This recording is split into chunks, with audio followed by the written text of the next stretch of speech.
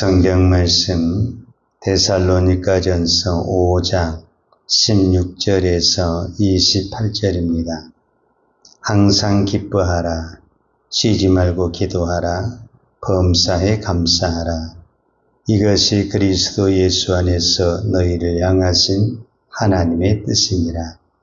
성령을 소멸하지 말며 예언을 멸시하지 말고 범사에 헤아려 좋은 것을 취하고 악은 어떤 모양이라도 버리라. 평강의 하나님이 친히 너희를 온전히 거룩하게 하시고 또 너희 온 영과 혼과 몸이 우리 주 예수 그리스도께서 강림하실 때에 흠없게 보존되기를 원하노라. 너희를 부르시는 이는 미쁘시니 그가 또한 이루시리라. 형제들아 우리를 위하여 기도하라. 거룩하게 입맞춤으로 모든 형제에게 문안하라. 내가 주를 힘입어 너희를 명하노니 모든 형제에게 이 편지를 읽어주라. 우리 주 예수 그리스도의 은혜가 너희에게 있을지어다. 아멘. 어제 우리는 데살로니가 4장을 통해서 하나님의 뜻이 무엇인가 라는 부분을 살펴보았습니다. 데살로니가전서 4장 3절에 보면 하나님의 뜻은 이것이니 너희의 거룩함이라. 그래서 어제 우리가 구체적으로 하나님의 뜻이 무엇인가? 거룩이고 그 다음에 사랑이고 그 다음에 자기 손으로 일을 하는 것이 하나님의 뜻이다. 근데 이것이 한 단어로 표현한다면은 하나님을 기쁘시게 하는 것, 즉 하나님이 기뻐하는 그것이 하나님의 뜻이다라고 말할 수 있습니다. 자, 오늘 성경에 보면 우리가 잘 아는 데살로니가전서 5장 16절에서 18절 말씀. 항상 기뻐하라. 쉬지 말고 기도하라. 범사에 감사하라. 이것이 그리스도 예수 안에서 너희를 향하신 하나님의 뜻이니라. 여기서도 또 하나님의 뜻이 나옵니다. 항상 기뻐하라. 쉬지 말고 기도하라. 범사에 감사하라.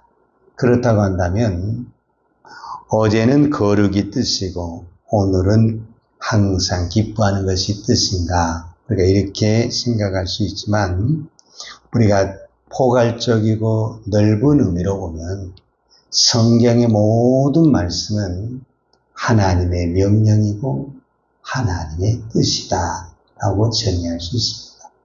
그래서 그것을 구체적으로 한 단어로 표현한 것들이 저는 무엇이냐라고 말을 했을 때 기쁨, 즉 하나님이 기뻐하는 것이 무엇이냐라고 말할 수 있습니다.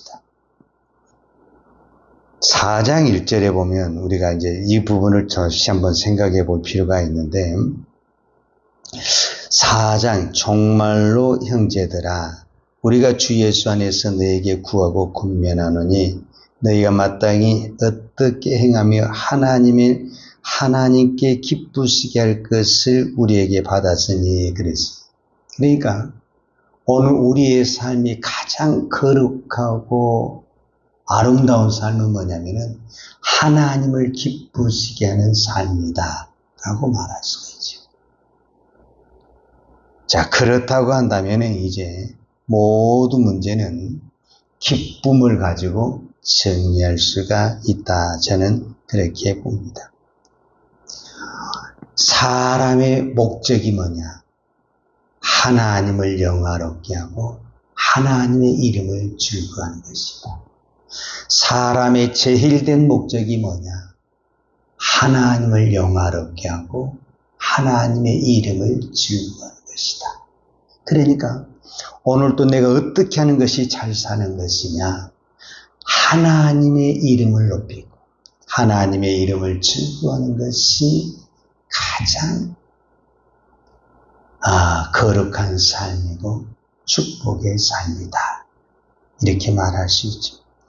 자, 우리가 하나님을 믿는데 우리가 우리의 삶을 통해서 하나님을 기뻐하시기를 원한다면 하나님은 우리를 위해서 무엇하는 것을 가장 좋겠습니까? 하나님은 어떠든지 우리가 가장 좋은 것을, 가장 기뻐하는 것을 주기를 원하신다라는 겁니다.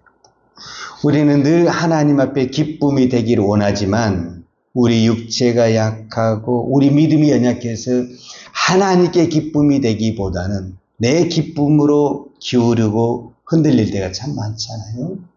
그러나 하나님은 영원토록 신실하시고 변함이 없으시니 그 하나님이 언제나 어제나 오늘이나 영원토록 우리에게 가장 좋은 것을 주기를 원하시며 가장 기뻐하는 것을 주기를 원하신다.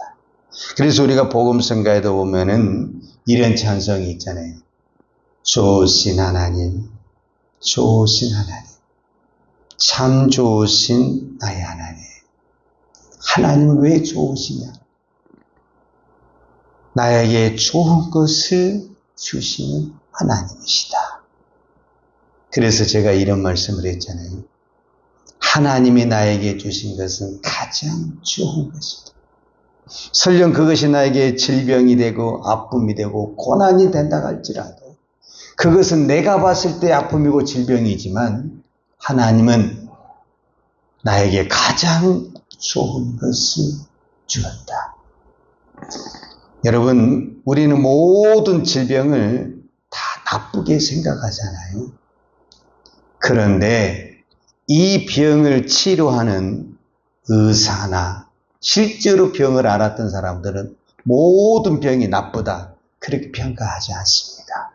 어떤 사람은 정말 타락한 인생을 살다가 병이 들어서 인간이 되고 사람이 되고 하나님을 믿는 사람이 얼마나 많은지 모릅니다. 그의 인생의 대반역이 어디에서 일어났냐? 질병에서 왔고 고난에서 왔습니다. 그가 그런 병이 안 걸렸었더라면, 그가 그런 고난을 안 당했었더라면 그는 평생 교만한 사람이고 이기주의 사람이고 감사할 줄 모르는 사람이 되었을 것입니다. 그런데 그런 질병과 아픔과 고난을 당하면서 그는 겸손한 사람이 되었고 정말 사랑하는 사람이 되었고 감사하는 사람이 되었다고 한다면 그에게 있어서 고난과 질병은 좋은 것이었고 가장 축복이었다라고 말할 수가 있는 것입니다. 자, 오늘 성경 이 한마디가 저는 저와 여러분에게 중요한 메시지가 됩니다. 항상 기뻐하라. 물론 쉬지 말고 기도하라, 범사에 감사하라. 이 세 마리가 다 중요하죠. 여기서 중요한 것은 뭐냐면은 기뻐하라, 기도하라, 감사하라. 이렇게만 주님이 말씀하셨으면 그래, 좋은 일이 있으면 기도하고 내가 기도할 일이 있으면 기도하고 감사할 조건이 있으면 감사하고 이렇게 살면 되는 거죠. 그런데 문제는 그 앞에 항상이라는 단어가 있고 쉬지 말고라는 단어가 있고 범사에라는 단어가 있기 때문에 문제가 되는 것입니다. 그랬습니다. 항상 기뻐하라. 이거는 믿음이 아니고는 할 수가 없습니다. 세상의 사람들도 좋은 일이 있으면 다 기뻐하고 감사합니다. 문제는 지금 좋은 일이 없습니다. 속상한 일이 많고 너무너무 답답한 일이 많습니다. 그 속에서 내가 어떻게 기뻐하고 감사할 수 있느냐? 이거는 내 힘으로 하는 것이 아니라 믿음으로 한다. 우리가 이렇게 말을 하는데 일명 그것을 우리는 하나님의 은혜다라고 말을 하는 것입니다. 그러면 하나님의 은혜라는 것은 좀 더 구체적으로 무엇을 말하냐면 하나님이 오늘 우리에게 은혜를 주시잖아요. 그러면 무엇이 다르게 되냐면은 눈을 열어주는 것입니다. 여러분, 우리가 똑같은 환경을 볼 때 은혜의 눈이 있으면 감사가 되고 기뻐할 수 있습니다. 그런데 은혜의 눈이 없으면 똑같은 환경 속에서 우리는 불평할 수 있고 넘어질 수 있는 것입니다. 그래서 하나님은 우리에게 항상 기뻐하라고 말씀을 하실 때 하나님이 우리가 항상 기뻐하든지 하며 살지 못한다는 것을 누구보다도 하나님이 더 잘하신 분이 그럼에도 불구하고 이렇게 말씀하시고 명령하시고 이것이 하나님의 뜻이라고 말한 것은 그 말은 무슨 말이냐면 내가 너에게 은혜의 눈을 믿음의 눈을 주겠다라는 의미가 있는 것입니다. 우리는 죽었다 깨어나도 항상 기뻐할 수 없고 범사에 감사할 수 없습니다. 그러나 하나님의 은혜가 임하면 우리는 항상 기뻐할 수 있고 감사할 수 있는 것입니다. 민수기 13장에 보게 되면 이스라엘 백성들이 가나안 땅을 들어가기 전에 12명의 정탐꾼을 보내서 40일 동안 가나안 땅을 정탐을 했어요. 이 12명이 40일 동안 똑같은 환경을 보고 왔지만 보고하는 내용은 10명과 2명으로 나눠졌어요. 10명은 거기는 들어갈 수가 없다. 거기는 안악자손이 있어서 도저히 갈 수 없다면서 불평하고 낙심을 했어요. 그러나 우리가 잘 아는 대로 여호수아와 갈렙은 하나님 우리에게 이렇게 좋은 땅을 주었으니 믿음으로 들어가자 이렇게 고백을 했습니다. 환경은 똑같습니다. 그들이 보는 것은 똑같은 환경을 보았습니다. 10명이 보고한 내용은 틀린 내용이 아닙니다. 거짓말한 것 아닙니다. 분명히 거기 안악자손도 있고 전쟁하기 힘든 곳이란 것 그거 다 현실적인 이야기입니다. 오늘 우리로 말하면 문제만 보았고 환경을 보았지 그 안에 계시는 하나님을 보지 못한 것입니다. 믿음으로 보지 못한 것입니다. 은혜의 눈이 없는 것입니다. 믿음이 없고 은혜의 눈이 없게 되면 환경만 이야기하는 겁니다. 문제만 이야기하는 겁니다. 이거 틀린 이야기는 아닙니다. 그러나 그 속에 감사는 나올 수는 없습니다. 기쁨은 나올 수는 없습니다. 그 속에 은혜가 있으면 하나님을 바라보는 눈만 있으면 똑같은 환경 속에서도 그 환경을 하나님의 축복으로 바라보고 감사가 나온다라는 것을 볼 수가 있습니다. 그래서 우리가 창세기 6장에 보게 되면 그 타락한 시대에 노아가 어떻게 의인의 삶을 살며 하나님의 명령을 받아서 산속에서 방주를 지을 수 있었냐? 성경은 분명히 말합니다.